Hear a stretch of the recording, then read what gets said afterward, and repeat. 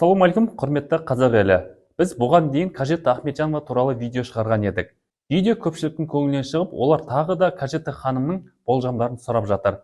Сол кезде қазақтар еңгезесі түсіп бүйтіп тұрды. Бірақ та ол кісі керемет әулие, аурақты кісі болған. Біз бүгінгі видеода көріпкелдің басқа да ой пікірлерін назарларыңызға ұсынатын боламыз. Бір қызығы, Қажетті Ахметжанова алдағы уақытта әйел басшылар билікке келеді дейді. Бұл құбылыс Қазақстанға өте жақсы әсер етеді. Себебі әйел басшылар еркектерге қарағанда өте жақсы басқарады. Соның арқасында Қазақстан Сингапур секілді мемлекет болады екен. Қазақстанға кім президент болады? Қажетті Ахметжанованың түп төркіні қазақ. Оның есімі қажет деген мағынаны білдіреді. Яғни ол атына заты сай болып, қоғамға керек болыпты. Ол қазақша судай біледі. Алдына көмек сұрап келген адамның меселін қайтармайды.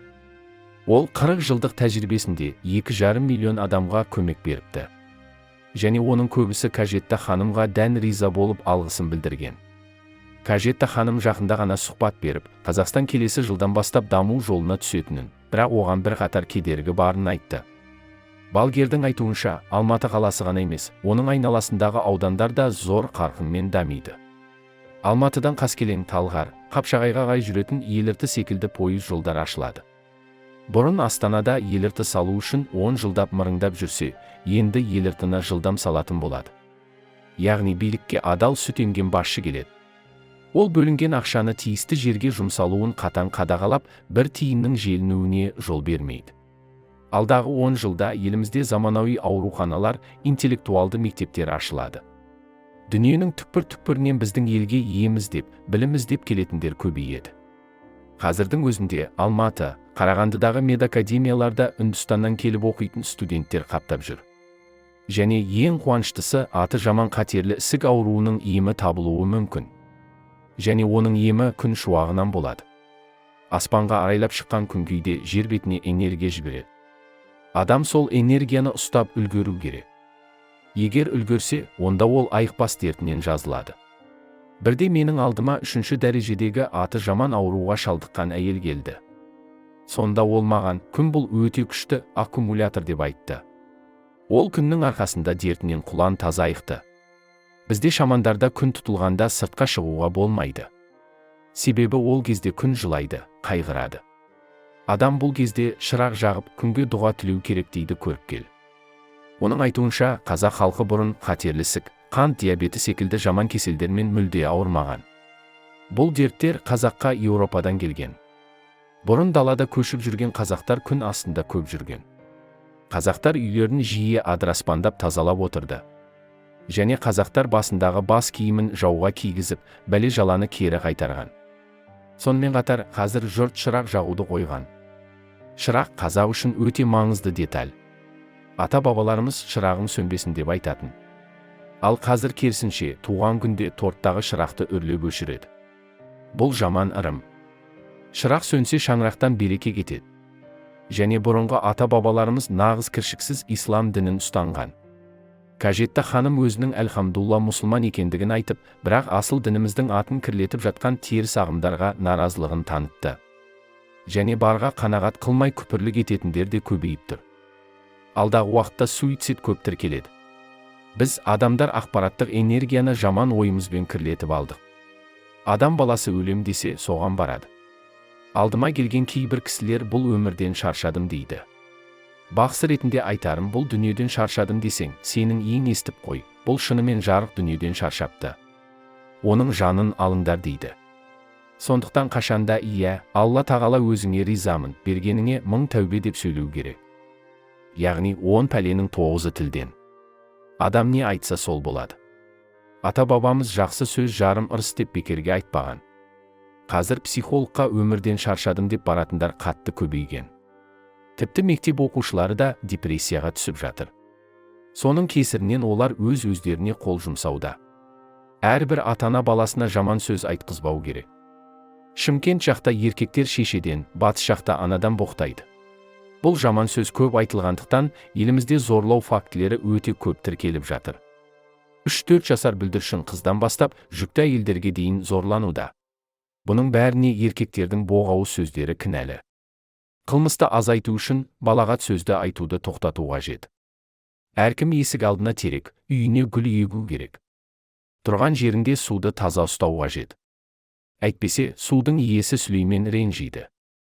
Ол жылап Аллаға, мына адамдар суды әбден лайлап тастады. Оларды жолдан алып тастайын деп айтады екен. Қазір адамдар Құдайдың наласына оңбай түсіп тұр. Осының кесірінен Қазақстанды жиі су басып, Арал теңізі тартылып қалды. Каспий мен Балқаштың да су деңгейі төмендеп барады. Бұның бәрі адамдардың пиғылының терістігінде. Олар табиғатқа жанашырлықпен қарамайды. Көктемде табиғат аясына демалысқа шықса, ол жерді ластап кетеді. Суға дәрет сындырады. Аң-құсты қырып жоюда. Қазақтың 3 иесі бар. Біріншісі әйел. Былтыр елімізге келіп, суретке түсіп жатсам, маған ол елес болып көзіме көрінді. 2 бұрымы бар әдемі келіншек. Екінші ақ әулие ата. Сосын қазақтың Шопан атасы бар. Осы 3 әулие біздің елді 300-ді ұстап тұр. Қазір адам ауысып, елдің көзқарасы мен халықтың ниеті өзгеріп жатыр. Көп адамдарға әруақ қонады. Бірақ жастар оны ұстай алмайды.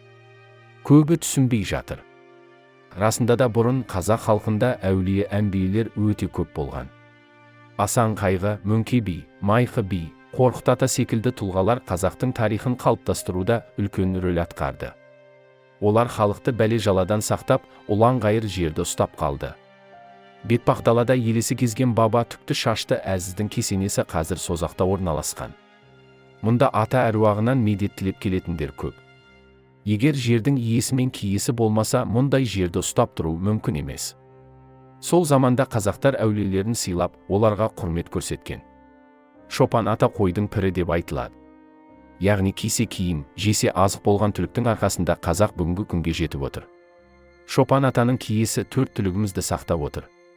Ал бүкіл елімізді ұстап тұрған әйелдің кім екенін білмейміз. Ұмай ана деп топшыласақ болады. Ол ертедегі ұлы даланы мекендеген түркі тілдес халықтардың ұрпақ жалғастырушы тәңірісі. Ұмай анаға қазақтардан басқа хакастар, қырғыздар, алтайлықтар, тыйвалар, шорлар және түріктер табынған.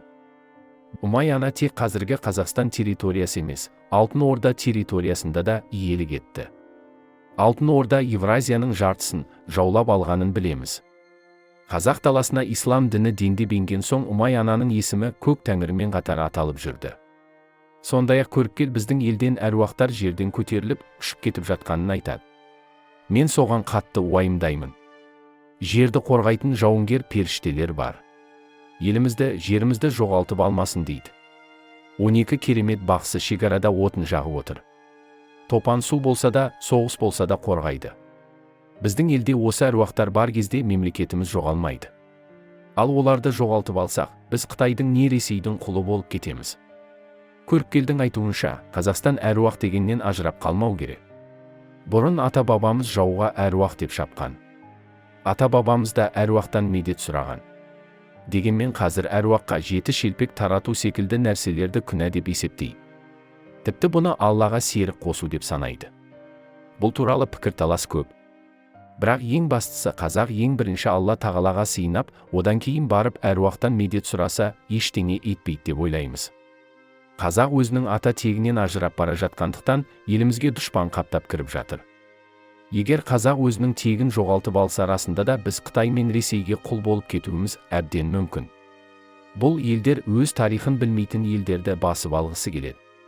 Тіпті олар Қазақстанды Назарбаев құрған деп те айтып жүр. Ұлан байтақ жерімізге көз тігіп отырғандар да аз емес. Каддафиді не үшін өлтірді? Себебі олар алтын динар жасағысы келді. Оны француздар бір сәтте өлтірді де тастады. Егер түрік әлемі біріксе, үлкен империя боламыз. Жер шарының жартысын алады. Ол кезде өзінің діні, тілі, бағыты болады. Сосын бізден орыстарда, Қытайда, америкалықтарда қорқады. Сондықтан олар бұған жол бермеуге тырысады. Державаларға түркі халықтарының тарыдай шашылып жатқаны өте тиімді. Алтау ала болса, оларды басқару оңай. Сондықтан да түркі халықтары әлем картасында шашырап жүр.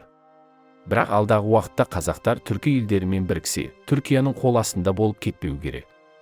Қазақстанда егер халық саны 40 миллионға жетсе, жеке дара кішігірім держава бола алуға мүмкіндік өте көп. Болашақта Қазақстанның экономикасы Сингапур мемлекеті сияқты көтеріледі.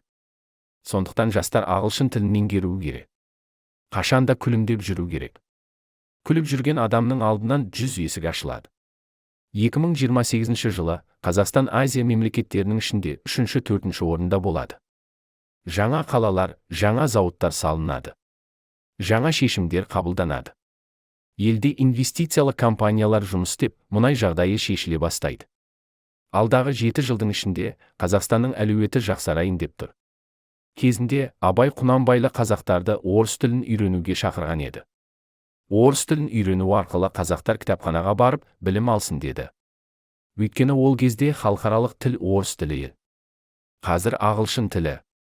Жастар ағылшын тілін білсе, ақпаратты сол тілде іздеп, жаңа деректер таба алады. Ағылшын тілін білсе, шетелде емін-еркін жұмыс істей алады. Сонымен қатар Қажетті ханымның айтуынша, жақын болашақта әлемді әйелдер басқарады. ақш-та 2 рет еркек президент болады. Одан кейін билікке әйел президент келеді. Сөйтіп ол ақш тарихындағы тұңғыш әйел басшы болады.